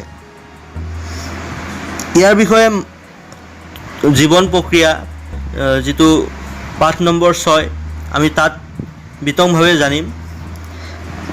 এতিয়া যিখিনি হজম হোৱাত সহায় কৰে, আৰু অন্যহাতে যেতিয়া আমাৰ পেটত যেতিয়া বস্তুখিনি হজম হৈ যায় খাদ্যবস্তু, তেতিয়া কেতিয়াবা বেছিকৈ এচিড নিঃসৰণ হয়, আৰু যাৰ ফলত পাকস্থলীটো এচিডিক হৈ পৰে আৰু আমি বিষ আৰু বেদনা অনুভৱ কৰোঁ।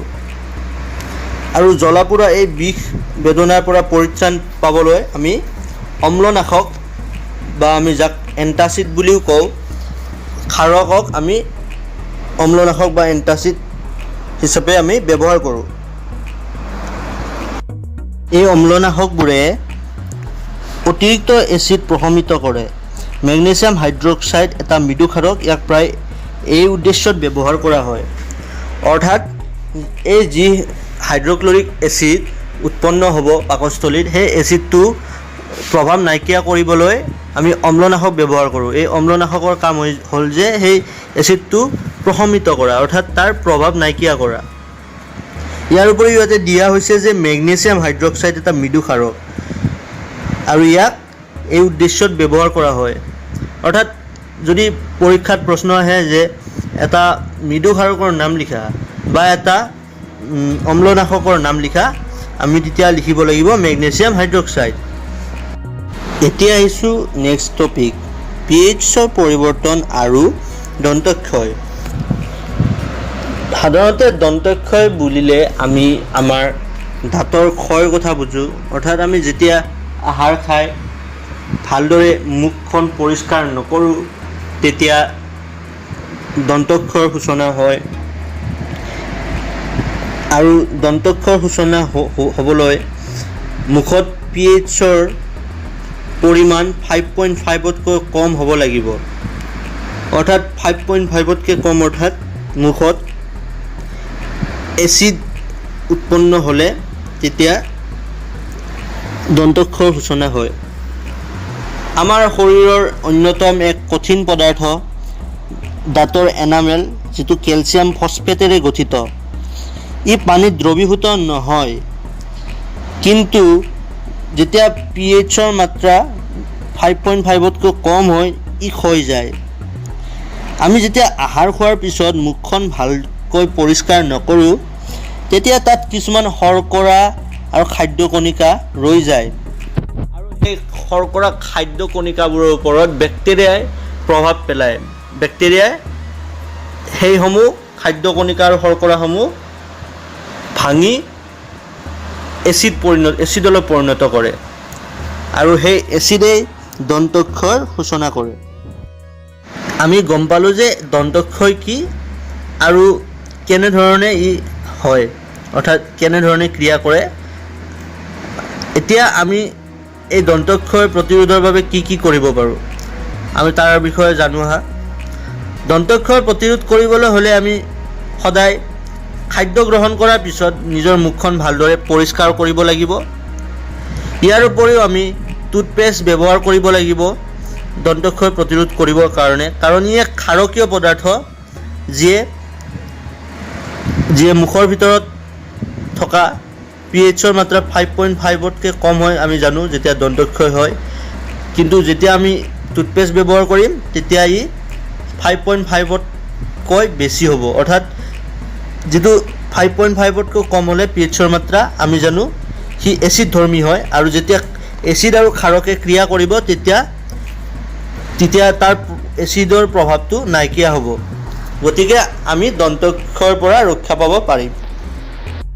চ' এতিয়া আহিছোঁ নেক্সট টপিক, আত্মৰক্ষাৰ বাবে প্ৰাণী আৰু উদ্ভিদৰ ৰাসায়নিক সংগ্ৰাম। প্ৰাণী আৰু উদ্ভিদ বা আমি থুলমূলকৈ জীৱ বুলি কওঁ, জীৱসমূহে আত্মৰক্ষাৰ বাবে ইহঁতৰ দেহৰ পৰা কিছুমান ৰাসায়নিক পদাৰ্থ নিঃসৰণ কৰে। কেতিয়াবা মৌমাখিয়ে বিন্ধি পাইছেনে, বা কেতিয়াবা মৌমাখিয়ে বিন্ধিছেনে? যদি বিন্ধিছে তেতিয়া গম পাওঁ যে মৌমাখিয়ে যিখিনি অংশত যিখিনি ঠাইত বিন্ধে সেই ঠাইখিনিত পুৰণিৰ সৃষ্টি হয়। ইয়াৰ কাৰণ কি? ইয়াৰ কাৰণ এইটোৱে যে মৌমাখিয়ে বিন্ধোতে এবিধ এচিড নিঃসৰণ কৰে, আৰু ইয়াৰ বাবে বিষ আৰু পুৰণিৰ সৃষ্টি হয়। আৰু যদি আমি সেই বিন্ধাৰ স্থানত আমি যদি বেকিং ছ'ডা আমি ব্যৱহাৰ কৰোঁ তেতিয়া আমি সকাহ পাওঁ তাৰ পৰা, অৰ্থাৎ সেই বিষ বেদনাৰ পৰা আমি সকাহ পাওঁ। বেকিং ছ'ডা এবিধ মৃদু ক্ষাৰক। এতিয়া তোমালোকে হয়তো সকলোৱে এটা নাম শুনিছা, চুৰাত পাত। এই চুৰাত পাত হৈছে এবিধ উদ্ভিদ, সাধাৰণতে অকণমান জংঘল এৰিয়াত এইবোৰ পোৱা যায়, বন এৰিয়াত, অৰ্থাৎ য'ত বন বহুত। ইয়াৰে যিটো পাত আছে চুৰাতৰ, এই চুৰাতৰ পাতবোৰ যেতিয়া আমাৰ গাত লাগে তেতিয়া কি হয়, খজুৱাব ধৰে আৰু পুৰণিৰ সৃষ্টি কৰে। আৰু এইটো কিহৰ কাৰণে হয়, যে তাত যিবোৰ পাতত শুং থাকে সেই শুংবোৰে মিথানয়িক এচিড নিঃসৃত কৰে, আৰু সেই মিথানয়িক এচিডে আমাৰ পুৰণি আৰু বিষৰ সৃষ্টি কৰে। এতিয়া ইয়াতে চোৱা, ইয়াতে চাৰ্ট দিয়া আছে। এই চাৰ্টখন হৈছে প্ৰাকৃতিকভাৱে পোৱা কিছুমান এচিডৰ ওপৰত, য'ত উৎসসমূহ দিয়া আছে আৰু ইয়াৰ পৰা আমি কি এচিড লাভ কৰিব পাৰোঁ সেইসমূহ দিয়া হৈছে। আৰু এই যিখন চাৰ্ট, এই চাৰ্টখন পৰীক্ষাত এই চাৰ্টখনৰ পৰা প্ৰশ্ন আহে, গতিকে এই চাৰ্টখন ভালকৈ মনত ৰাখিলে লাভৱান্বিত হ'ব পাৰিবা। ইয়াৰে প্ৰাকৃতিক উৎস ভিনেগাৰৰ পৰা আমি পাওঁ এচিটিক এচিড, কমলা টেঙাৰ পৰা চাইট্ৰিক এচিড, তেতেলীৰ পৰা টাৰ্টাৰিক এচিড, বিলাহীৰ পৰা অক্সেলিক এচিড, টেঙা গাখীৰ অৰ্থাৎ দৈৰ পৰা লেক্টিক এচিড, নেমু টেঙাৰ পৰা চাইট্ৰিক এচিড, পৰুৱাৰ শুঙৰ পৰা মিথানয়িক এচিড, আৰু চুৰাতৰ শুঙৰ পৰা মিথানয়িক এচিড। লৱণ সম্বন্ধীয় আৰু অধিক ধাৰণা। লৱণৰ শ্ৰেণী। এচিড আৰু ক্ষাৰকৰ মাজত বিক্ৰিয়া ঘটি লৱণ উৎপন্ন হয়। যদি দুটা লৱণৰ যোগাত্মক বা বিয়োগাত্মক আধানসমূহ একে হয় তেতিয়া আমি তাক একে শ্ৰেণীত অন্তৰ্ভুক্ত কৰিব পাৰোঁ। এতিয়া আহিছোঁ লৱণৰ pH। লৱণৰ pH নিৰ্ভৰ কৰে সেই লৱণটোত থকা বিক্ৰিয়াজাত এচিড আৰু ক্ষাৰকৰ ওপৰত। অকণমান আগতেই আমি পাইছিলোঁ যে এচিড আৰু ক্ষাৰকৰ বিক্ৰিয়া ঘটি লৱণ উৎপন্ন হয়, আৰু সেই লৱণটো কি প্ৰকৃতিৰ হ'ব, আম্লিক হ'ব নে আম্লিক বা এচিডিক হ'ব নে ক্ষাৰকীয়, সেই সকলোবোৰ নিৰ্ভৰ কৰে বিক্ৰিয়াজাত ক্ষাৰক আৰু এচিডৰ প্ৰকৃতিৰ ওপৰত। যদি তীব্ৰ এচিড আৰু তীব্ৰ ক্ষাৰকৰ বিক্ৰিয়া হয় তেতিয়া আমি যিটো লৱণ পাম সেই লৱণটো প্ৰসম হ'ব, অৰ্থাৎ তাত কোনো এচিড বা ক্ষাৰক কোনোৰে গুণ নাথাকিব, অৰ্থাৎ pH স্কেলত ইয়াৰ মান হ'ব 7। ইয়াৰ উপৰিও যেতিয়া তীব্ৰ এচিড আৰু মৃদু ক্ষাৰকে বিক্ৰিয়া কৰিব তেতিয়া আমি লৱণটো আম্লিক পাম। pH স্কেলত ইয়াৰ মান হ'ব 7তকৈ কম। আৰু ইয়াৰ উপৰিও যেতিয়া আমি তীব্ৰ ক্ষাৰক আৰু মৃদু এচিডৰ লগত আমি বিক্ৰিয়া কৰিম তেতিয়া আমি যিটো লৱণ পাম সেই লৱণটো ক্ষাৰকীয় প্ৰকৃতিৰ হ'ব আৰু pH স্কেলত ইয়াৰ মান 7তকৈ বেছি হ'ব।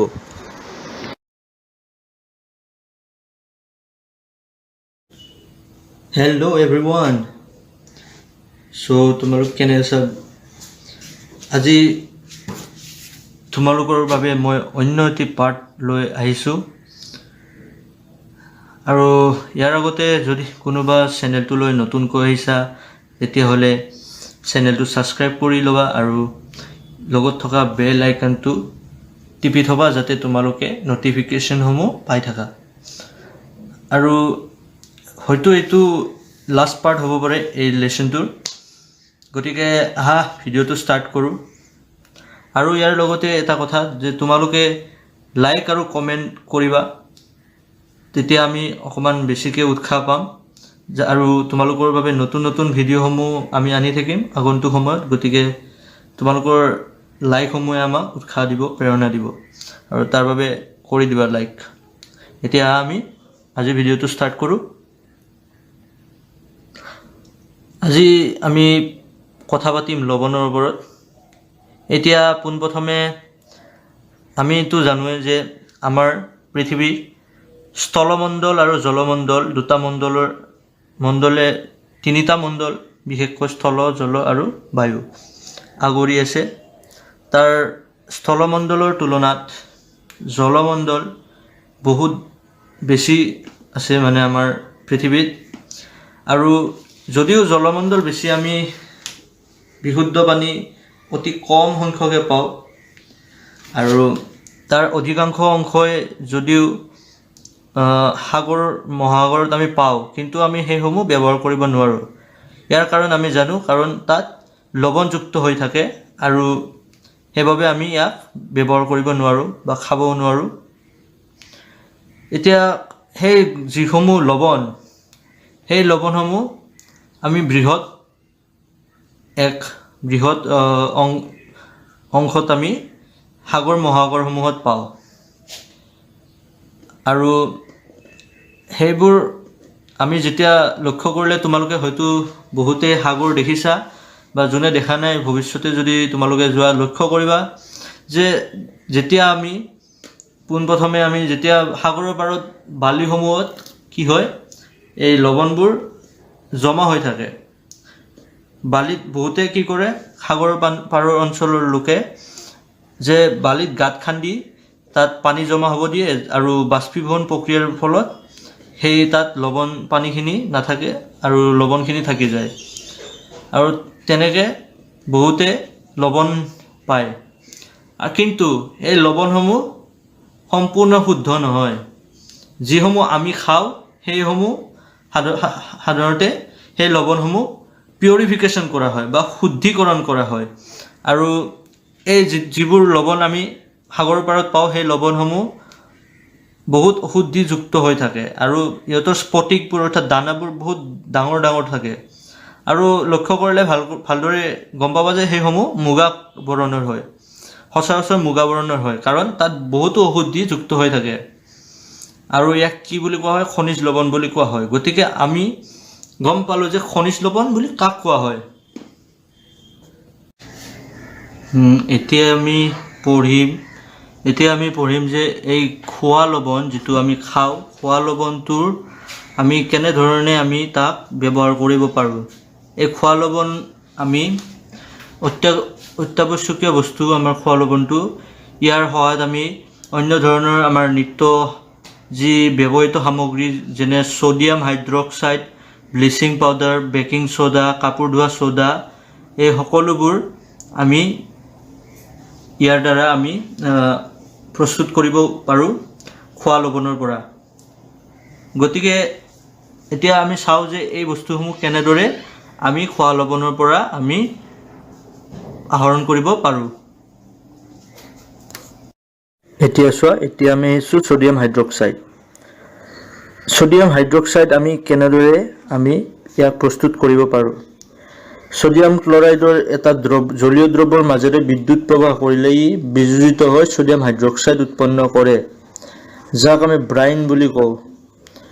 অৰ্থাৎ যেতিয়া আমি ছ'ডিয়াম ক্লৰাইডৰ এটা জলীয় দ্ৰৱ আমি প্ৰস্তুত কৰি ল'ম আৰু তাৰ মাজেৰে আমি বিদ্যুৎ প্ৰৱাহ হ'বলৈ দিম, তেতিয়া ই বিয়োজিত হৈ ছ'ডিয়াম হাইড্ৰক্সাইড উৎপন্ন কৰিব। আৰু এই উৎপাদিত দ্ৰব্যৰ নাম অনুসৰি পদ্ধতিটো ক্ল'ৰ' এলকালি পদ্ধতি বোলা হৈছে, কাৰণ ক্ল'ৰ' নামটো আহিল ক্ল'ৰিনৰ পৰা ইয়াতে, আৰু ছ'ডিয়াম হাইড্ৰক্সাইডৰ বাবে এলকালি, কাৰণ জানো আমি ছ'ডিয়াম হাইড্ৰক্সাইড এটা এলকালি বা ক্ষাৰক। এতিয়া ইয়াৰ এখন চিত্ৰ দিয়া আছে, এই চিত্ৰখনলৈ ভালদৰে মন কৰা। আৰু ইয়াতে এটা কেমিকেল ইকুৱেশ্যন অৰ্থাৎ ৰাসায়নিক বিক্ৰিয়াও দিয়া আছে, 2NaCl, অৰ্থাৎ ইয়াক বেলেঞ্চ কৰা হৈছে। তোমালোকে বেলেঞ্চিংখিনি আগতে শিকি আহিছা, গতিকে তোমালোকক বেলেঞ্চৰ বিষয়ে বিশেষ ক'ব নালাগে। এতিয়া ইয়াতে চোৱা, ছ'ডিয়াম ক্লৰাইড একুৱাছ চলিউশ্যনত যেতিয়া আমি পানী যোগ কৰিলোঁ, তেতিয়া আমি কি পাম? ছ'ডিয়াম হাইড্ৰক্সাইড আৰু লগত ক্লৰিন আৰু হাইড্ৰজেন গেছ। যেতিয়া আমি ছ'ডিয়াম ক্লৰাইডৰ এটা জলীয় দ্ৰৱ এটা আমি পানীৰ লগত বিক্ৰিয়া কৰিব, তেতিয়া আমি ছ'ডিয়াম হাইড্ৰক্সাইডৰ এটা জলীয় দ্ৰৱ পাম, আৰু ক্লৰিন আৰু হাইড্ৰজেন গেছ হিচাপে ইয়াতে উৎপন্ন হ'ব। ইয়াৰ উপৰিও যিটো ক্লৰিন গেছ আছে, সেই ক্লৰিন গেছটো এনডত আৰু হাইড্ৰজেন গেছটো কেথডত মুক্ত হয়, আৰু ছ'ডিয়াম হাইড্ৰক্সাইডৰ দ্ৰৱটোৱে কেথবত সমীপতে সৃষ্টি হয়। আৰু ইয়াতে যিটো দিয়া হৈছে চিত্ৰ, এই চিত্ৰটো চোৱা, ইয়াতে দিয়া আছে প্ৰথমে লৱণ, অৰ্থাৎ যিটো আমি খোৱা লৱণ, যিটো খাওঁ আমি, সেইটো তাৰ পৰা তিনিটা স্তৰত ভাগ কৰা হৈছে, কেথড, এনড আৰু ছ'ডিয়াম হাইড্ৰক্সাইড। এতিয়া কেথডত কি দিয়া আছে? লিখা আছে ইন্ধন, কৃত্ৰিম মোহন, ৰাসায়নিক সাৰৰ বাবে এমনিয়া। তো কেথডত আমি কি পাম? হাইড্ৰজেন গেছ, যিটো মই অকণমান আগতে ক'লোঁ, হাইড্ৰজেন গেছ কেথডত মুক্ত হয়, আৰু এনডত মুক্ত হ'ব ক্লৰিন, আৰু ছ'ডিয়াম হাইড্ৰক্সাইডটো ছেপাৰেটকৈ, অৰ্থাৎ বেলেগে সেইটো আমি পাম। অৰ্থাৎ এতিয়া চাব গ'লে যিটো ক্লৰিন হয় সেইটো আমি পালোঁ এনডত, হাইড্ৰজেন কেথডত, আৰু ছ'ডিয়াম হাইড্ৰক্সাইডটো আমি বেলেগে পালোঁ। আৰু এই যিটো পদ্ধতি আছিল, এই পদ্ধতিটোক আমি কি কওঁ? ক্ল'ৰ' এলকালি পদ্ধতি। এতিয়া আহিছোঁ আমি ব্লিচিং পাউডাৰলৈ। ব্লিচিং পাউডাৰ আমি কেনেকৈ প্ৰস্তুত কৰিব পাৰোঁ চাওঁ আহা। ছ'ডিয়াম ক্লৰাইডৰ জলীয় দ্ৰব্যৰ বিদ্যুৎ বিশ্লেষণ ঘটোতে ক্লৰিন উৎপন্ন হয়, যিটো আমি আগতে পালোঁ। এই ক্লৰিন গেছক ব্লিচিং পাউডাৰৰ পণ্য উৎপাদনৰ বাবে ব্যৱহাৰ কৰা হয়। শুকান শিথিলিত চূণ, যিটো কেলছিয়াম হাইড্ৰক্সাইড বুলি কয়, তাৰ লগত যেতিয়া ক্লৰিনৰ দ্বাৰা ব্লিচিং পাউডাৰ প্ৰস্তুত কৰা হয়, অৰ্থাৎ কেলছিয়াম হাইড্ৰক্সাইডৰ লগত ক্লৰিনৰ যিটো বিক্ৰিয়া হ'ব, তেতিয়া আমি ব্লিচিং পাউডাৰ পাম। প্ৰকৃত সংযুক্তি যথেষ্ট জটিল, তাৰ বাবে ব্লিচিং পাউডাৰক CaOCl2 সংকেতেৰে বুজোৱা হয়। এতিয়া ওপৰত এটা ৰাসায়নিক সমীকৰণ দি আছে। এই সমীকৰণটোত চোৱা ইয়াতে যে কেলছিয়াম হাইড্ৰক্সাইডৰ লগত ক্লৰিনে যেতিয়া বিক্ৰিয়া কৰিব, তেতিয়া আমি পাম ব্লিচিং পাউডাৰ, অৰ্থাৎ CaOCl2, যাক আমি সহজ অৰ্থত ব্লিচিং পাউডাৰ বুলি জানো, আৰু লগত আমি H2O অৰ্থাৎ পানী পাম। এতিয়া আহিছোঁ ব্লিচিং পাউডাৰৰ ব্যৱহাৰ। বহুতো ধৰণে ইয়াৰ ব্যৱহাৰ কৰা হয় আমি জানো, বিশেষকৈ তলত তিনিটা কাৰণ দিয়া আছে, তলত তিনিটা পইণ্ট দিয়া আছে। এই তিনিটা পইণ্ট বিশেষকৈ উল্লেখনীয় যে বস্ত্ৰ উদ্যোগত কপাহী কাপোৰেই হওক বা লিনেন কাপোৰেই হওক চাফা কৰিব বা বিৰঞ্জিত কৰিবলৈ ইয়াক ব্যৱহাৰ কৰা হয়। ইয়াৰ উপৰিও কাগজ কলৰ মণ্ডু, উড পাল্প যিটো কয়, তাক বিৰঞ্জিত কৰিবলৈ বা ধুবি ঘৰত যেতিয়া কাপোৰ ধুবিয়ে নিয়ে, অৰ্থাৎ লণ্ড্ৰি বুলিও যাক কয় ধুবি ঘৰ, তাতেও ব্লিচিং পাউডাৰ ব্যৱহাৰ কৰা হয়। ইয়াৰ উপৰিও অনেক ৰাসায়নিক উদ্যোগত জাৰক পদাৰ্থ হিচাপে, তোমালোকে জাৰক কি বিজাৰক কি এইবিলাক ইতিমধ্যে তোমালোকে পাইছাই নিশ্চয়। ইয়াৰ পিছত আছে খোৱা পানী বীজাণুমুক্ত কৰিবলৈ। এইটোতো আমি জানো যে খোৱা পানী বীজাণুমুক্ত কৰিবলৈ ব্লিচিং পাউডাৰ ব্যৱহাৰ কৰা হয়। গতিকে ব্লিচিং পাউডাৰ এনেকুৱা অনেক আছে কাম।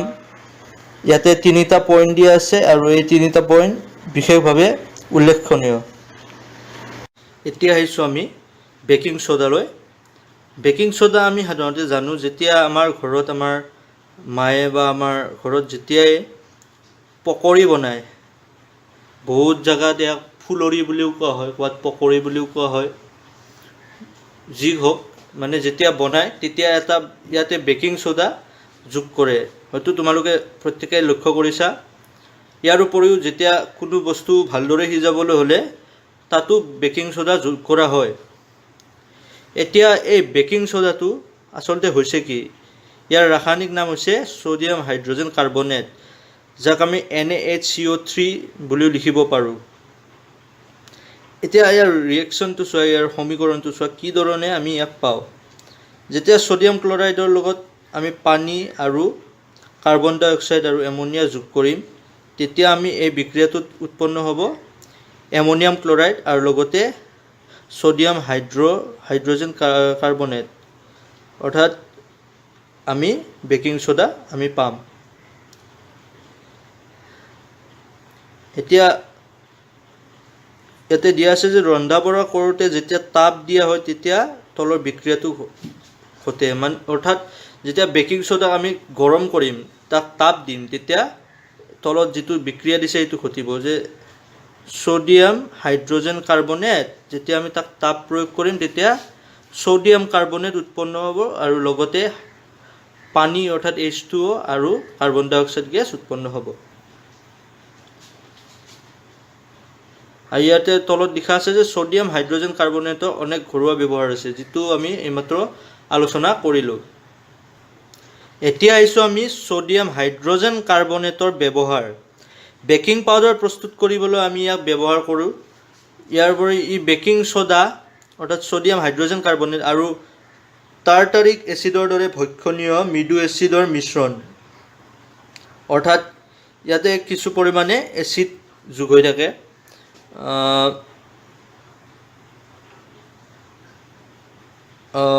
বেকিং পাউডাৰ যেতিয়া গৰম কৰা হয় বা পানীত মিহলোৱা হয় তেতিয়া তলৰ বিক্ৰিয়াটো ঘটে। অৰ্থাৎ আমি যেতিয়া গৰম পানীত বা যিকোনো গৰম বস্তুত আমি যেতিয়া বেকিং পাউডাৰ মিহলাওঁ, তেতিয়া আমি তলত যিটো এটা বিক্ৰিয়া ঘটিছে সেই বিক্ৰিয়াটো আমি দেখিবলৈ পাম। বিক্ৰিয়াটো এনেধৰণৰ যে ছ'ডিয়াম হাইড্ৰজেন কাৰ্বনেটৰ লগত যেতিয়া আমি H+ হাইড্ৰজেন আয়ন যোগ কৰিম, তেতিয়া আমি পাম কাৰ্বন ডাই অক্সাইড আৰু পানী আৰু লগতে এচিডৰ ছ'ডিয়ামৰ লৱণ, মানে যিকোনো এচিডৰ পৰা ইয়াতে লিখা আছে। গতিকে ইয়াতে বিক্ৰিয়াত উৎপন্ন হোৱা কাৰ্বন ডাই অক্সাইডে পাওৰুটি বা কেক ফুলাই কোমল আৰু সুপুকা কৰে। এতিয়া ছ'ডিয়াম হাইড্ৰকাৰ্বনেট অম্লনাশকবোৰৰ এটা উপাদান। ক্ষাৰকীয় হোৱাৰ বাবে ই পেটৰ অতিৰিক্ত এচিড প্ৰশমিত কৰি সকাহ দিয়ে। যিটো আমি জেনেৰেলি আমি এণ্টাচিড খাওঁ বা আমাৰ যেতিয়া গেছ হয় তেতিয়া কি হয়, গেছ হ'লে আচলতে হয় কি আমাৰ হাইড্ৰক্লৰিক এচিডৰ মাত্ৰাটো বেছি হৈ যায় আমাৰ পাকস্থলীত। গতিকে সেইবাবে আমাৰ এচিডিটি হয় আৰু তাৰ বাবে আমি এণ্টাচিড হিচাপে আমি ইয়াক গ্ৰহণ কৰিব পাৰোঁ, ছ'ডিয়াম হাইড্ৰজেন কাৰ্বনেট অৰ্থাৎ ছ'ডা। আৰু তেতিয়া আমি ইয়াৰ পৰা সকাহ পাব পাৰোঁ। ছ'ডা এচিড অগ্নি নিৰ্বাপক যন্ত্ৰত ব্যৱহাৰ কৰা হয়। অগ্নি নিৰ্বাপন কৰোঁতে এটা যন্ত্ৰ ব্যৱহাৰ কৰা হয় আৰু ইয়াতো ইয়াক ব্যৱহাৰ কৰা হয়। এইবাৰ আহিছোঁ কাপোৰ ধোৱা ছ'ডা। এই কাপোৰ ধোৱা ছ'ডাটো যিটো ৰাসায়নিক দ্ৰব্য ছ'ডিয়াম ক্লৰাইডৰ পৰা পোৱা আন এটা ৰাসায়নিক দ্ৰব্য হ'ল Na2CO3 × 10H2O, যাক আমি কাপোৰ ধোৱা ছ'ডা বুলি কওঁ। আৰু আমি আগতে গম পালোঁ যিটো ওপৰৰ বিক্ৰিয়া এটা আছিল ইয়াতে যে আমি গম পালোঁ বিক্ৰিয়াটোত যে বেকিং ছ'ডা যেতিয়া আমি গৰম কৰিম তেতিয়া আমি তাৰ পৰা ছ'ডিয়াম কাৰ্বনেট পাওঁ। আৰু ছ'ডিয়াম কাৰ্বনেটক যেতিয়া আমি ৰিক্ৰিষ্টেলাইজেশ্যন অৰ্থাৎ পুনঃস্ফটিকীকৰণ কৰিম তেতিয়া আমি কাপোৰ ধোৱা ছ'ডা পাম। আৰু এইটো এটা ক্ষাৰকীয় লৱণ, অৰ্থাৎ এই চলটোত ক্ষাৰকৰ মাত্ৰা বেছি হ'ব। আৰু তলত যিটো ৰাসায়নিক বিক্ৰিয়া দিয়া হৈছে এই ৰাসায়নিক বিক্ৰিয়াটোৰ দ্বাৰা আমি ইয়াক বুজাব পাৰোঁ। Na2CO3 + 10H2O, আমি যেতিয়া ৰিয়েকশ্যনটো হ'লে আমি পাম Na2CO3 × 10H2O। ছ'ডিয়াম কাৰ্বনেট আৰু ছ'ডিয়াম হাইড্ৰজেন কাৰ্বনেট বহুতো ঔদ্যোগিক প্ৰক্ৰিয়াত ব্যৱহাৰ হোৱা ৰাসায়নিক দ্ৰব্য। এতিয়া চোৱা কাপোৰ ধোৱা ছ'ডাৰ ব্যৱহাৰ। ছ'ডিয়াম কাৰ্বনেট যিটোক আমি কাপোৰ ধোৱা ছ'ডা বুলি জানো, কাঁচ, চাবোন আৰু কাগজ উদ্যোগত ব্যৱহাৰ কৰা হয়। বৰাক্সৰ দৰে ছ'ডিয়াম যৌগৰ পণ্য উৎপাদনত ইয়াক ব্যৱহাৰ কৰা হয়। ছ'ডিয়াম কাৰ্বনেট ঘৰুৱা চাফাই কামত ব্যৱহাৰ কৰিব পাৰি। পানীৰ স্থায়ী কঠিনতা দূৰ কৰিবলৈ ইয়াক ব্যৱহাৰ কৰা হয়। এতিয়া আমি জানো আমি চাৰ্ফ ইউজ কৰোঁ, আমি সাধাৰণতে কাপোৰ ধুওঁতে চাৰ্ফ ইউজ কৰোঁ। এই চাৰ্ফটো এটা কাপোৰ ধোৱা ছ'ডা, ই যিটো পানীৰ কঠিনতাটো হ্ৰাস কৰে, অৰ্থাৎ পানীৰ যিটো হাৰ্ডনেছ যিটো কঠিনতা ইয়াক নাইকিয়া কৰে। ইয়াৰ পিছত আহিছোঁ লৱণৰ স্ফটিকবোৰ প্ৰকৃততে শুকান নে? ইয়াতে পৰীক্ষা দিয়া আছে। এই পৰীক্ষাটো তোমালোকে ইয়াতে দিয়া পৰীক্ষাটো পঢ়ি চালে তোমালোকে গম পাবা। এতিয়া ইয়াতে চোৱা জলযুক্ত কপাৰ ছালফেটৰ ৰাসায়নিক সংকেত হ'ল CuSO4 × 5H2O Na2CO3 × 10H2O অণু সিক্ত হয়নে নহয় প্ৰশ্নটোৰ উত্তৰ এতিয়া তোমালোকে দিব পাৰিবা। অৰ্থাৎ তোমালোকে এই যিটো ইয়াতে কাৰ্যকলাপ আছে সেই কাৰ্যকলাপটো পঢ়ি চাই তোমালোকে মোক কি এই প্ৰশ্নটোৰ উত্তৰটো তোমালোকে মোক কমেণ্টত জনাবা, মই কম ঠিকে আছে নে নাই। এতিয়া চোৱা স্ফটিকাবদ্ধ জল থকা আন এটা লৱণ হ'ল জিপছাম। ইয়াত স্ফটিকাবদ্ধ জল হিচাপে দুটা পানীৰ অণু থাকে। ইয়াৰ সংকেত হ'ল CaSO4 × 2H2O। এতিয়া এই লৱণটোৰ ব্যৱহাৰ চোৱা হওক। এইটো জিপছাম এটা স্ফটিকাবদ্ধ জল থকা এটা লৱণ, যাক আমি জিপছাম বুলি কওঁ, আৰু ইয়াৰ সংকেতটো ইয়াতে তোমালোকে দেখিবলৈ পাইছা। নেক্সট আহিছোঁ আমি plaster of Paris. Plaster of Paris তোমালোকে নিশ্চয় জানা, যেতিয়া হাড় ভাঙে বা এক্সিডেণ্টত হাড় ভাঙিল কিবা হ'ল তেতিয়া ডক্তৰে আমাক কি কৰে, এটা প্লাষ্টাৰ দিয়ে। সেই প্লাষ্টাৰটো কিহৰ? এইটোৱে হৈছে প্লাষ্টাৰটো হৈছে প্লাষ্টাৰ অফ পেৰিছৰ।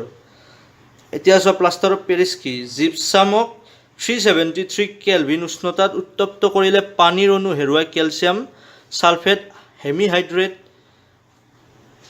হেমিহাইড্ৰেটত পৰিণত হৈ ইয়াক প্লাষ্টাৰ অফ পেৰিছ বোলা হয়। ইয়াতে ইকুৱেশ্যনটো চোৱা তোমালোকে দিয়া আছে ব্ৰেকেটত CaSO4 × ½ H2O। এইটোৱে হৈছে কেলছিয়াম ছালফেট হেমিহাইড্ৰেট।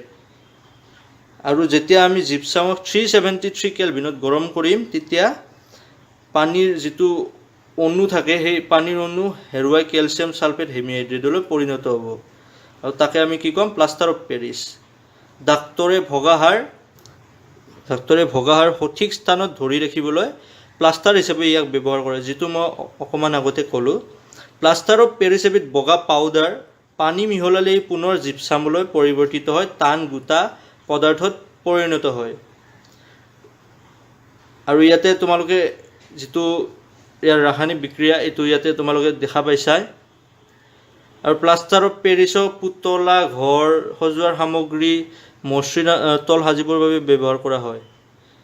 গতিকে এই যিটো পাঠ এই পাঠটোৰ থুলমূল কথাখিনি এইখিনিয়ে। আৰু আশা কৰোঁ তোমালোক সকলোৱে গোটেইখিনি ভালদৰে বুজিছা। আৰু যদি কিবা বুজা নাই মোক কমেণ্ট কৰি তোমালোকে জনাবা। আৰু লগতে মই সোধা সেই প্ৰশ্নটিৰ উত্তৰটো মোক দিবা। আৰু বাকী আৰু আগন্তুক সময়ত আৰু নতুন নতুন লেচনৰ ভিডিঅ' আহি আছে। ইয়াৰে পিছত তোমালোকৰ কাৰ্বন আৰু ইয়াৰ যৌগসমূহৰ ওপৰত অন্য লেচনটো তোমালোকৰ ওচৰলৈ লৈ আহিব নিৰ্লভ দেখাই। গতিকে তোমালোকে চাই থাকা আৰু তোমালোকৰ ফ্ৰেণ্ডছৰ লগত আৰু বাকী সকলোৰে লগত তোমালোকে শ্বেয়াৰ কৰা ভিডিঅ'টো। আৰু ইয়াৰ পৰৱৰ্তী সময়ত মই বায়'লজিও ষ্টাৰ্ট কৰিম। গতিকে stay tune. Thank you very much for ৱাচিং।